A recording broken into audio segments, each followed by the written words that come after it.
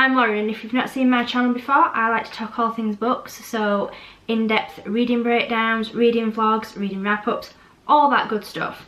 So today we're going to do have a little chat about my autumn reading list. So every year for the past 3 years, I think, I have made an autumn reading list because it's just my favourite time of year to read, and I love horror books and like autumnal themed books. So on the 1st of September every year I start my autumn reading list, and I normally carry it on until like the mid to the end of November.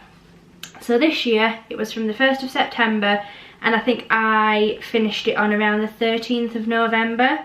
And this year was by far my best year for autumn reading.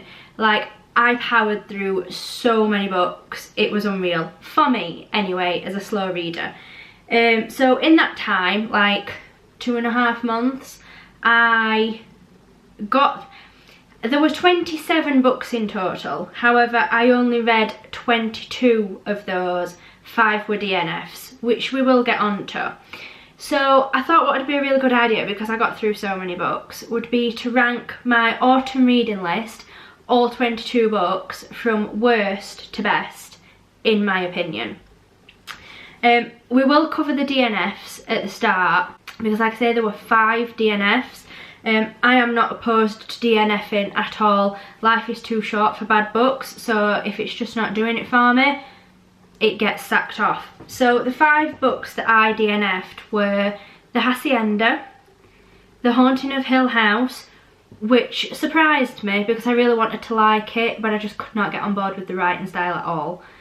Lattes and Spirits, Bad Man, and Hex Appeal. So they were my 5 DNFs in the 2.5 months. So now, I've got them all written down. We're going to rank them from the worst to the best. Now obviously the very, very worst were the 5 that I DNF'd. But there were a couple that I read the whole way through that I do wish I'd DNF'd. So let's get straight into it, because we have 22 books to discuss. So at number 22, the worst book that I read was Incidents Around the House. And I know that so many people are going to disagree with this, because this has been a really, really popular book this year. I just didn't enjoy it at all. It didn't scare me. I found the characters quite annoying, and I really, really do wish that I'd ditched this one, because it just felt like a massive waste of time to me.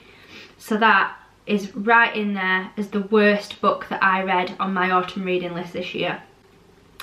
Number 21 is How to Sell a Haunted House, and this is another one that I really wish I'd DNF'd. It was quite a long book anyway, and it was just bizarre, and not in a good way. I have come to the firm conclusion that Grady Hendrix's writing style is just not for me. It just felt really, really silly, and I couldn't find like the scary horror aspect in it, because it just felt so daft. Number 20 was Gone to See the Riverman. And this is the one and only book that I have never given a star rating to. Not necessarily because it was 0 stars. It was just another very, very weird book. It is classed as extreme horror, and it does cover some taboo subjects. So if you're going to go delving into this, check the trigger warnings for it. The taboo subjects did not bother me. I actually found that quite a interesting read, if that's the right word. However, the whole Riverman storyline I could not get on board with. It just felt really strange. It really distracted from the story for me, and I would much preferred it to have been like a character study of the main character rather than the whole Riverman thing. Number 19 was Fresh Hell. Now, this ranked quite badly for me, not necessarily because it was a bad book, but because I'd already read another book by this author, which is set in the same like town as this one, and they felt like 2 completely different books. The first one I read, I loved. This one, not so much. Like, it did not feel like the town I had read about in the first book, and it turned into a bit of a hate read, because it just didn't live up to what I expected it to be. So yeah, number 19, Fresh Hell. Number 18, again, it's ranked quite badly, not necessarily because it's a bad book, but just because of what it is. So it was The Scariest Book Ever, which is a Goosebumps book, and sometimes on my autumn reading list I like to read things like Goosebumps books just for like a little bit of a palate cleanser in between other books. So the only reason that this is here is because it purely was a palate cleansing book. It wasn't the best book, but then again, Goosebumps books aren't like great literary works of fiction, but it also just wasn't the best Goosebumps book that I've read either. It did its job though, but it's number 18 for me on the list. Number 17 is You're Not Supposed to Die Tonight. Now this started off really strong and then just got weird. There's a running theme with these ones. It just got really weird. Like there was some like weird cult in it and it just went completely off a cliff and not in the direction that it had started, and it just really turned me off.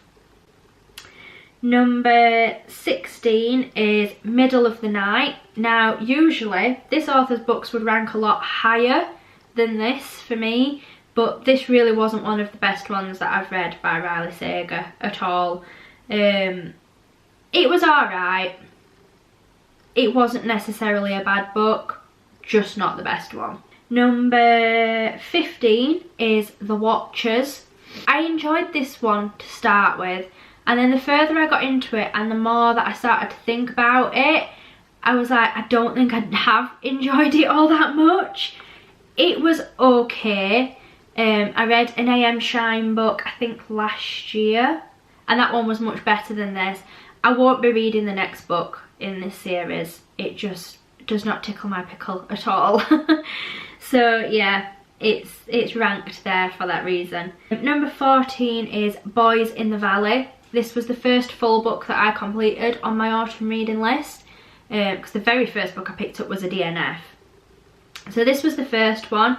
It was good, but again, it just had a really bizarre middle section that kind of like went off a cliff to the rest of the book, and I just really wasn't feeling it. The first part, really good. The ending, really good. Just that little section in the middle, not so great. Number 13 was The Cemetery Ghost. Now this was just a short story. It was quite predictable, I thought. I guessed the twist in it quite early on. And I'd already read another Amy Cross novel, which will be coming up later on in this list, and it just didn't live up to that one. It was alright for a quick read. It was a decent enough little story. I just didn't like that I guessed at the twist so early on. Number 12 was How to Survive a Horror Movie. This is a young adult book, and it's fine like if you're really into horror movies, and I do really love horror movies. However, this was quite on the nose at times, and I hated the ending. Like, absolutely hated the ending. There is going to be a sequel to this. I don't think I'll be reading it. Number 11 was The Quiet Tenant. Now this year I sort of went through, like, thrillers have always been my favourite genre, but I've really struggled to find a thriller that I actually find exciting now. It's a very saturated genre, and it's hard to find something that is quite surprising and does genuinely have a good twist in it that you can't guess now. However, The Quiet Tenant, it had some plot holes, but overall it was a pretty decent thriller. So minimal complaints from me on that one. And now we are into the top 10 list. So at number 10, it's Let's Split Up, which was another hugely popular book this year. I really liked this. It's not the best written. Character development could be better, but it is a debut novel, and I'm hoping that is something that improves over time, because there is going to be a second one of this and I will be reading it. However, it had such big Scooby-Doo vibes and I was a huge Scooby-Doo fan growing up, so that's why it's ranked at number 10 for me, because the nostalgia aspect was just spot on. Number 9 is We Used to Live Here. Again, another really popular book this year, and I feel like this one's a bit like Marmite. Some people have loved it, some people have really hated it. I loved it. I read this in a day, which very, very rarely happens. But it was just wild. It's a really wild book, and I totally understand like why people don't like it, because the ending is quite confusing. However, I quite enjoyed that aspect, and that is not something that I often enjoy in novels, but it did work in this one for me. Number 8 is 100% Match. So again, little warning, this is an extreme horror novel, and it's very extreme. So if you're going to delve into this one, check the trigger warnings. This was my first extreme horror novel, and I actually quite liked it. It does actually have a plot. It's not just stuffed full of things that are there to shock you. It is shocking, but it's not like one after the other pummeling you with things just for that shock factor. It does actually have a bit of a storyline. It's a very short book. Less than 100 pages I think, which is all it needs to be. It does not need to be any longer. The ending is very intense, I will say that. The ending is quite a lot. I think had the novel not ended there, I probably would have needed a break, but I did read this in one sitting, and for my first extreme horror, I quite enjoyed it. Number 7 is Autumn Crow, which is the first book to the Fresh Hell book that I mentioned earlier. So Autumn Crow is a book of short stories, and I don't normally get on with short stories, but I loved this. It's so, so good. So if you're gonna read, like, if it's between Autumn Crow and Fresh Hell, Autumn Crow wins hands down. Like, the town in this, like, the whole setting is just spot on for autumn. I highly recommend picking this one up over Fresh Hell. Number 6 is Pumpkin Spice and Poltergeist. I went through like a bit of a cosy romance thing this autumn, which is totally not my usual sort of thing, but I really loved this. It's a really cute book, and it's got lots of magical creatures in it, which makes it a little bit different from other cosy romance autumnal books. I highly recommend giving it a go. Number 6 is Legends and Lattes. Now, I did a full reading vlog for Legends and Lattes, so I will leave that linked below if you want to check that out. I loved this book. It was my first ever cosy fantasy novel, and it just felt like a hug in a book. It was close to perfection for me.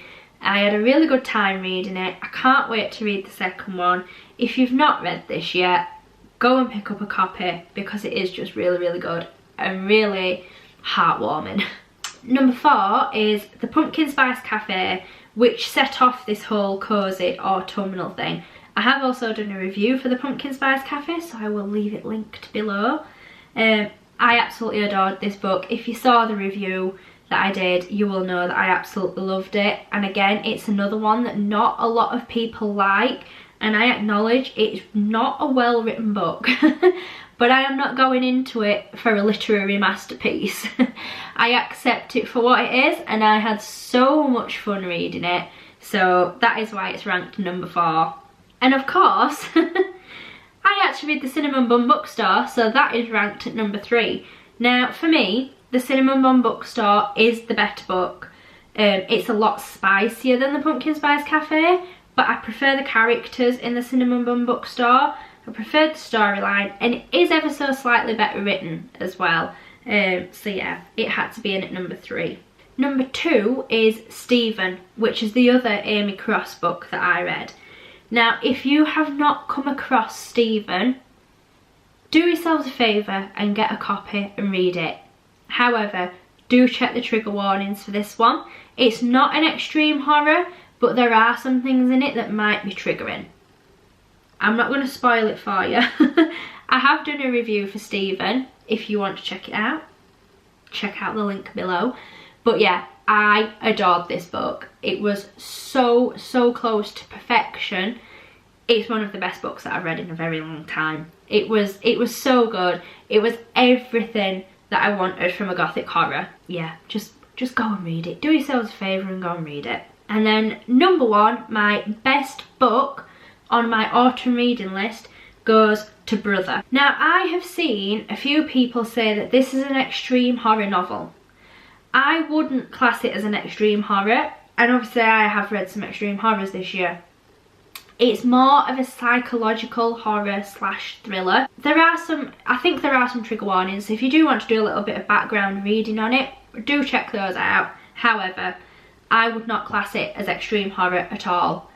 That being said, it is an excellent book. Hands down one of the best books that I have read this year, which is why it earned the #1 spot.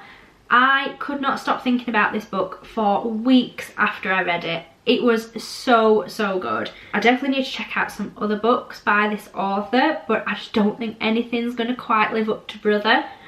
But honestly, if you can handle like the psychological thriller horror aspect of books, you need to dive into this one. It is heartbreaking. It's not a happy book, but it is absolutely brilliant. You just need to read it. So they were all 22 books that I read in 2.5 months for my autumn reading list. I'm really pleased with myself with how many books that I read this year, and I read some real gems. Let me know if you have read any of those books or if you plan to read any of them, and I will see you guys next time.